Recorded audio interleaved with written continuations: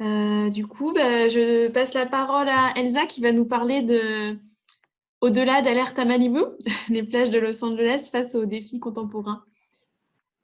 Merci beaucoup à Florence, Alix et Joanne de m'avoir invitée et de m'avoir encouragée à présenter ce papier. Donc, j'espère que vous voyez bien mon PowerPoint et je précise juste que j'ai fait ce PowerPoint en anglais en fait parce que je me suis dit que comme il y avait des participants anglophones, peut-être que ce serait utile pour eux d'avoir un support avec de l'anglais.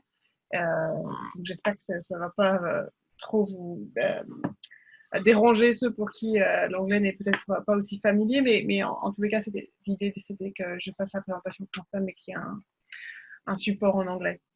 Alors, la raison pour laquelle j'ai présenté ce papier aujourd'hui, donc au-delà d'Alerte à Malibu, les plages de Los Angeles face aux défis contemporains années 70 jusqu'au présent, c'est parce que, en fait, suite à la publication de mon ouvrage La ruée vers le sable, une histoire environnementale des plages de Los Angeles au XXe siècle, j'ai eu l'opportunité de le faire traduire avec Oxford University Press, qui m'a demandé toutefois de travailler à un nouvel épilogue qui poursuivrait l'histoire des années 70 jusqu'à aujourd'hui.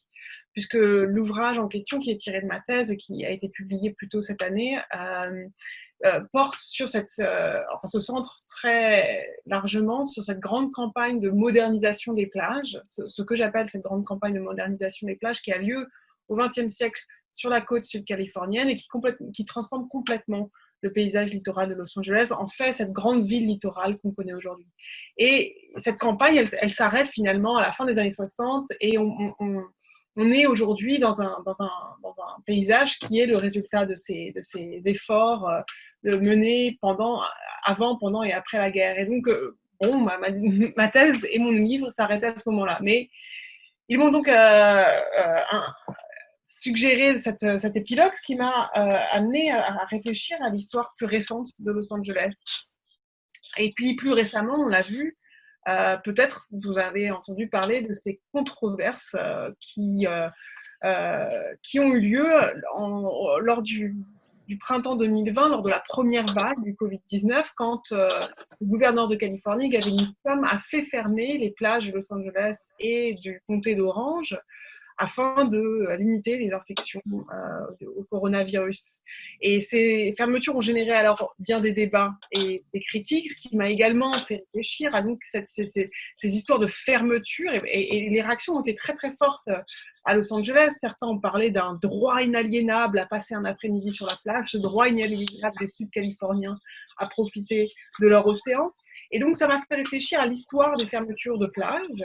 Et ce qui m'a frappé, d'une part, c'est que les gens étaient donc très outrés par ces fermetures, mais en réalité, elles n'ont rien d'inédit. Puisque du moins la fin du XXe siècle, pour ce qui est des plages de Los Angeles, est une période où il y a des fermetures très régulières, des mesures similaires, vraiment, notamment en lien avec les marées noires accidentelles, les marées noires, mais aussi le déversement accidentel des eaux usées non traitées, qui font que très régulièrement des plages locales sont fermées. De manière générale, on peut dire que les années 90, j'ai identifié en particulier cette période, c'est une période pendant laquelle les plages sont sous l'assaut de plusieurs dangers, de plusieurs sources de remise en question. Pendant par exemple l'émeute raciale de 1992, the Rodney King Riots ou Uprising, les plages sont également fermées à la suite des émeutes, de la peur que les gangs en profitent pour y avoir des bagarres. On peut aussi penser dans les années 90 à nouveau, mais aussi plus généralement la fin des années 20, la fin du XXe siècle, début du XXIe siècle, le fait que les propriétaires côtiers de Malibu, en particulier, mais pas ont tout fait pour que leur plage reste fermée au public. Donc c'est une forme de fermeture également. Donc il y a énormément de débats sur ces questions. Par ailleurs, les années 90 et 2000 sont marquées par des coupes budgétaires très importantes en Californie, en lien avec la baisse des... Je sais pas si vous pouvez couper le Oui, micro je des pense gens. que c'est Claire. Claire, je pense, je sais pas qui est Claire, mais il y a le micro de Claire qui est ouvert. Merci. Normalement, voilà, l'organisateur peut C'est fermer. bon. Donc, tout un ensemble de, euh, de tensions raciales, de pollution qui viennent remettre en question la possibilité d'avoir une après-midi à la plage tranquille. Si bien qu'en 1992, quand Mike Davis, le grand géographe, urbaniste, on ne sait pas très bien comment le catégoriser, publie son City of Quartz, Excavating the Future in Los Angeles, qui est un grand livre des études urbaines. Il parle des plages, non pas finalement comme un monde où les surfeurs viennent s'amuser la nuit, où on vient faire des plages, des fêtes de plage endiablées, mais plutôt comme des espaces aujourd'hui fermés la nuit, patrouillés par des hélicoptères équipés de fusils et par des policiers en buggy tout-terrain. Donc les années 90 ne semblent pas être particulièrement une bonne période pour les plages de Los Angeles. D'ailleurs, l'État en général, la Californie, est vu comme un État en danger, dont le rêve californien est en danger, comme on le voit sur cette couverture de Time. Et pourtant, les années 90 correspondent aussi à l'émergence du phénomène Baywatch, ou Alerte à Malibu, dans sa version française, la fameuse série américaine centrée sur la vie des sauveteurs en mer du comté de Los Angeles. Il est donc apparu très, très vite pour moi ici qu'il y avait un paradoxe, le paradoxe d'Alerte à Malibu. Au moment même où ces plages sont assaillies de toutes parts, elles sont célébrées sur les écrans et elles semblent avoir une attraction irrésistible sur les téléspectateurs du monde entier. Alors je me suis demandé comment expliquer ce paradoxe. Est-ce que finalement c'est juste une question de jolie fille en maillot de bain, une sorte de fantasme qui permet de s'échapper d'une réalité trop sombre? Donc cette intervention aujourd'hui, c'est une réflexion sur à la fois le succès de la série qui est vraiment planétaire et donc j'espère pouvoir ici faire quelques parallèles avec, vous allez voir que je vais évoquer un petit peu la réaction en France et en Europe. Mais plus largement, c'est une réflexion sur l'histoire récente des plages de Los Angeles à une époque où ce California Dream et cette image est mise en danger. Et en ce sens, je propose donc d'aller au-delà d'Alerte à Malibu, pour reprendre mon titre, c'est-à-dire de remettre en question la vision de ces paysages qui circulent dans la culture populaire, qui nous influencent jusqu'en France et qui en font un lieu paradisiaque où tout n'est que sable étincelant, corps de rêve, foule paisible. Et donc, en prenant au sérieux cette série, parce que évidemment, on est très tenté de ne pas la prendre au sérieux du tout, je voudrais montrer en quoi l'attraction pour ces plages sud-californiennes dans les imaginaires mondiaux repose à la fois sur un rapport très étroit et ancien entre Hollywood et les rivages de Los Angeles, mais aussi sur l'histoire méconnue de la modernisation du littoral dans l'après-guerre, dont j'ai déjà un petit peu parlé. Et donc la série télévisée, avec son casting presque intégralement blanc, ses scénarios rassurants, etc., son succès, il est lié à la fois aux investissements majeurs donc pour moderniser les plages dans l'après-guerre, et en même temps, je crois qu'il est le signe de pulsions nostalgiques très fortes qui font de la plage, à ce moment-là précis, un lieu de fantasme où il serait possible d'échapper à la fois aux défis environnementaux contemporains et aux tensions raciales qui animent la société américaine. Alors, ma première partie, il y en a 4 dans cette présentation. Je vais revenir un petit peu sur l'histoire de Baywatch, de Alerte à Malibu, qui n'a pas du tout connu un succès immédiat, loin de là, puisque la première saison, qui est produite et lancée par NBC en 1989, enregistre des taux d'audience faibles et en fait et même annulé, cancelled, et fait l'objet de critiques acerbes. Et le salut, finalement, vient de l'étranger, ce qui en dit long sur la place de choix des plages sud-californiennes dans les imaginaires mondiaux. Selon le producteur exécutif de la série, Doug Schwartz, c'est seulement grâce aux Britanniques que la série a été sauvée. Et d'ailleurs, le magazine Variety va plus loin en disant que c'est la première fois qu'une série télévisée est reprise en syndication grâce aux droits de diffusion à l'étranger. Donc concrètement, cela signifie que pour sa deuxième saison, Alerte à Malibu quitte NBC et est produit par une maison de production indépendante et ensuite la série est vendue à des distributeurs internationaux qui vendent ça à des chaînes à travers le monde. Et dès 1992, on a plus de 72 pays qui ont acheté les droits de cette série, si bien qu'une journaliste britannique dit qu'à l'époque, que la série est, je la cite, d'une médiocrité confondante, mais il est impossible de ne pas la regarder. Alors, la médiocrité confondante de la série ne va pas empêcher donc, le succès, puisque la série télévisée va se poursuivre en 11 saisons, donner lieu à un spin-off et de manière générale devenir vraiment une marque, la marque Baywatch qu'on va voir sur toute une série d'objets. Alors, l'enthousiasme de l'Europe pour la série va prendre les gens plutôt par surprise. Et une explication va revenir en boucle, tout du moins en Grande-Bretagne, où il y a plus de 10,5 millions de téléspectateurs qui se branchent sur ITV tous les samedis à l'heure du thé. Et l'explication, c'est que regarder Baywatch serait comme passer des vacances en Floride. Alors, évidemment, la série n'est pas tournée en Floride. Elle est tournée à Will Rogers State Beach, au nord de Los Angeles, sur des grandes plages situées au nord-ouest de Los Angeles. Mais de toute manière, finalement, les nuances régionales échappent très largement aux téléspectateurs européens. D'ailleurs, en France, le titre de la série devient Alerte à Malibu, sans doute parce que le nom de cette petite enclave de Hollywood a un fort pouvoir évocateur, mais la géomorphologie des plages de Malibu, qui sont des petites plages, des petites criques étroites, n'a vraiment pas grand-chose à voir. D'ailleurs, vous voyez que Malibu est assez éloignée quand même de Will Rogers State Beach, qui, elle, est plutôt caractérisée par des vastes plages où il y a des grandes foules. Donc rien à voir, mais peu importe, puisque pour les téléspectateurs européens, finalement, Baywatch, c'est avant tout un paysage fondamentalement américain, tout aussi évocateur que les gratte-ciels de Manhattan, la beauté sauvage du Grand Canyon.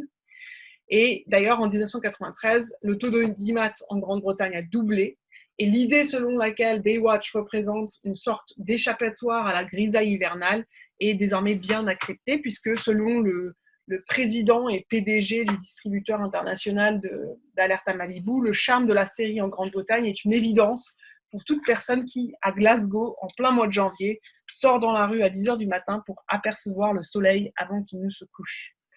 Voilà. Alors, ce qui échappe sans doute aux téléspectateurs européens qui regardent, si fascinés que soient-ils, qui regardent la série, c'est le fait qu'il ne s'agisse pas ici d'un paysage naturel, mais bien d'un littoral partiellement fabriqué, aux confins du naturel et de l'artificiel.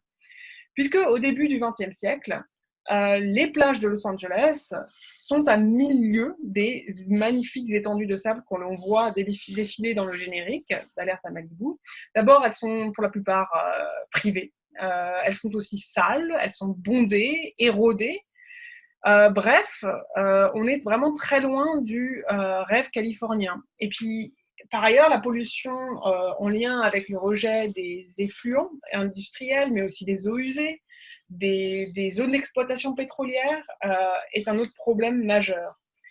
Si bien qu'à partir des années 1930, on voit émerger en Californie du Sud une sorte de lobby local constitué d'élites, d'ingénieurs, d'élus, d'hommes d'affaires qui vont décider d'œuvrer pour sauver les plages du désastre, pour les moderniser.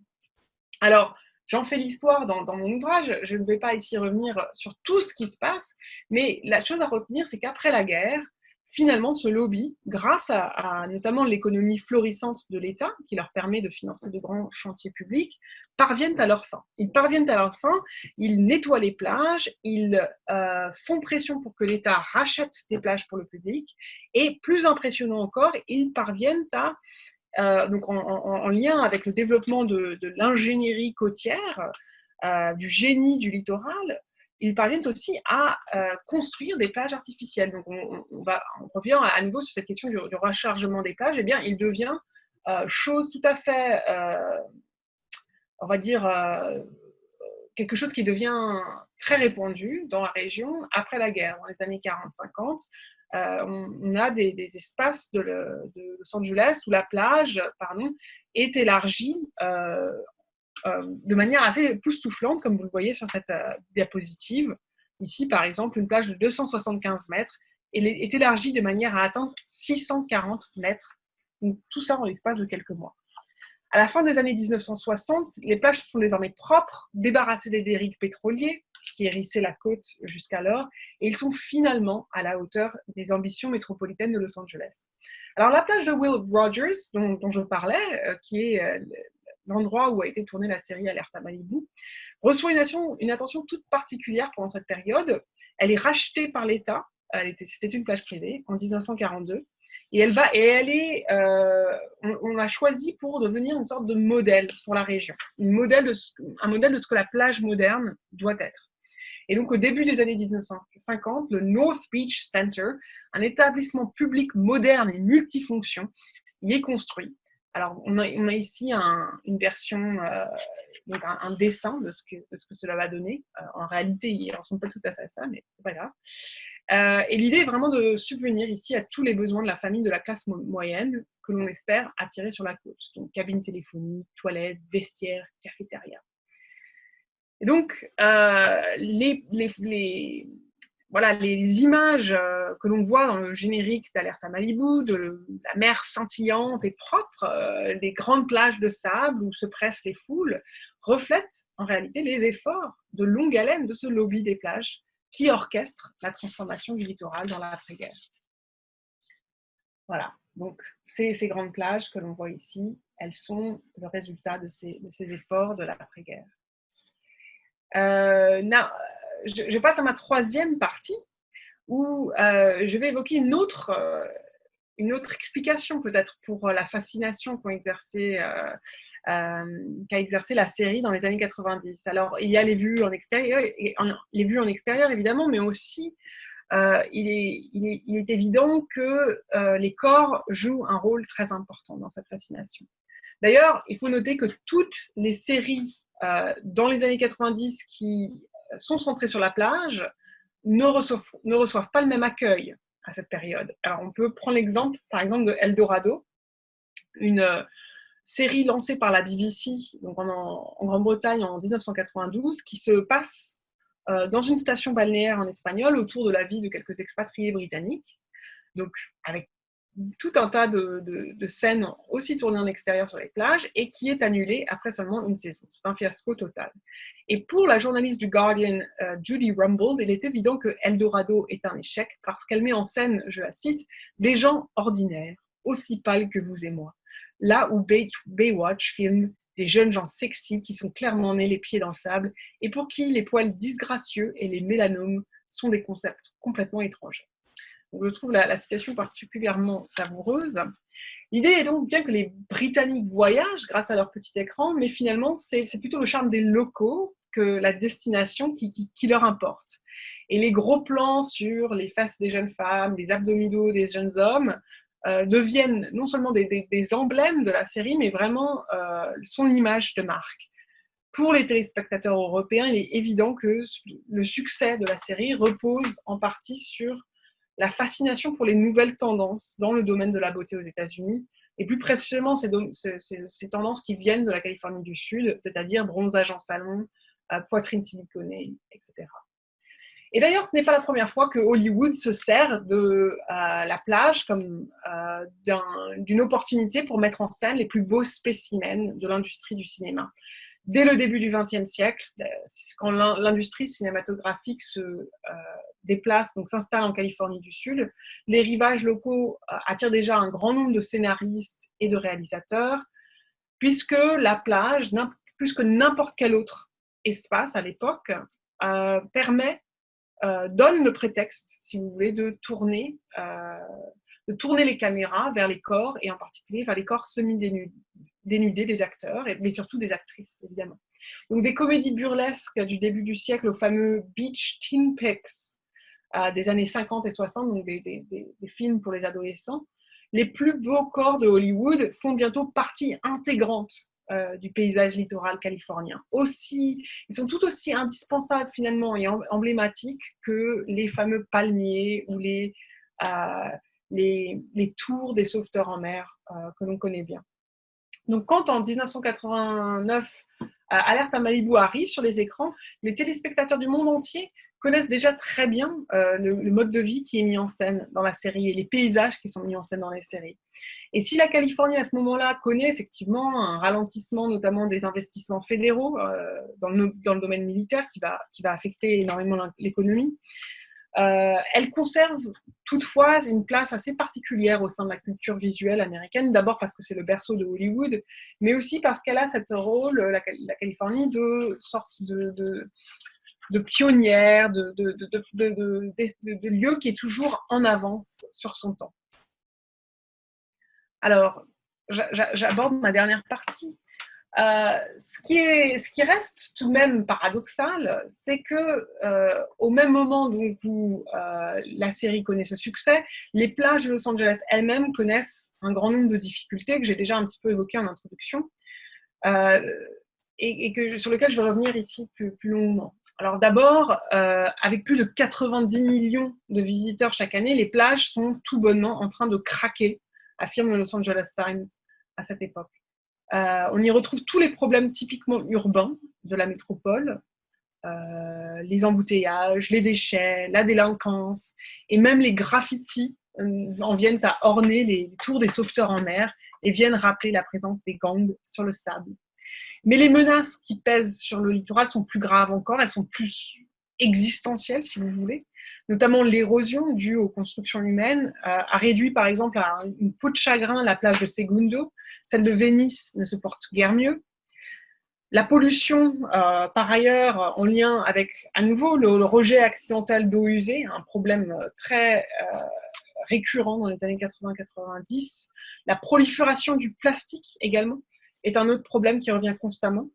Et puis finalement, à la suite de l'adoption de la fameuse proposition 13 de 1978, qui est très connue par les historiens américains parce que c'est associé à cette révolte pour les impôts de la fin des années 70, début 80, à la suite de l'adoption de cette proposition, eh bien, les autorités locales se retrouvent privées des ressources budgétaires pour assurer le maintien de toute une série de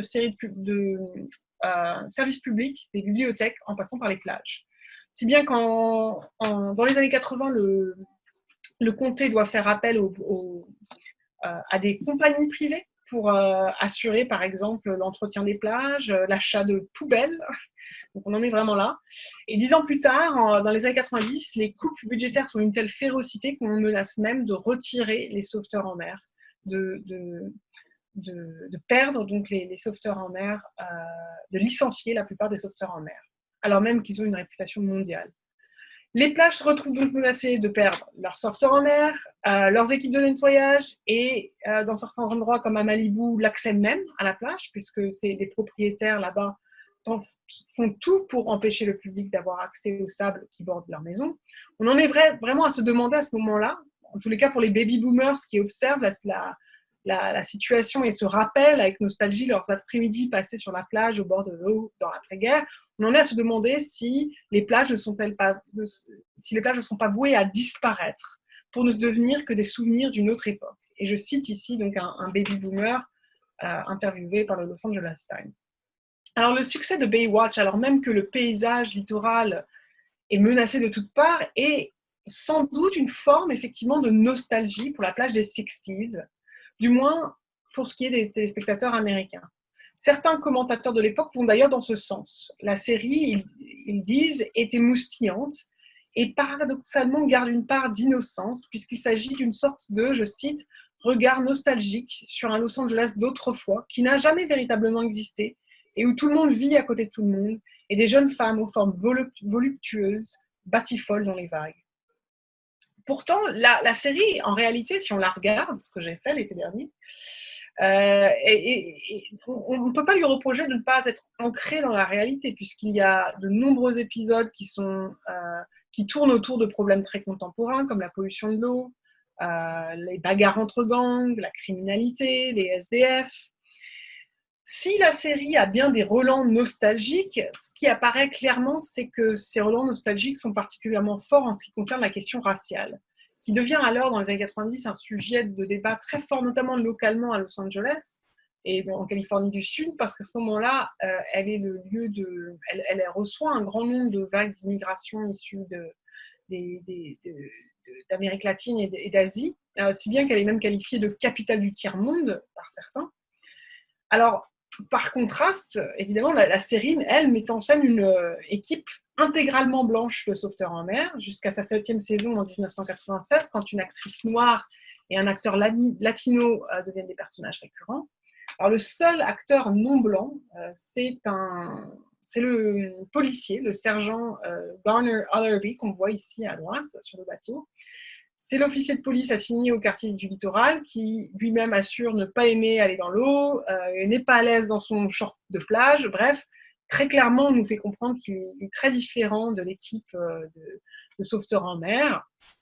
Alors, l'insoutenable blancheur de Baywatch, alors qu'elle pourrait sembler choquante dans une ville si multiethnique telle que Los Angeles l'est déjà à l'époque, n'est pourtant pas sans refléter une certaine réalité, puisque dans les années 90, la grande majorité des sauveteurs en mer sont blancs à Los Angeles.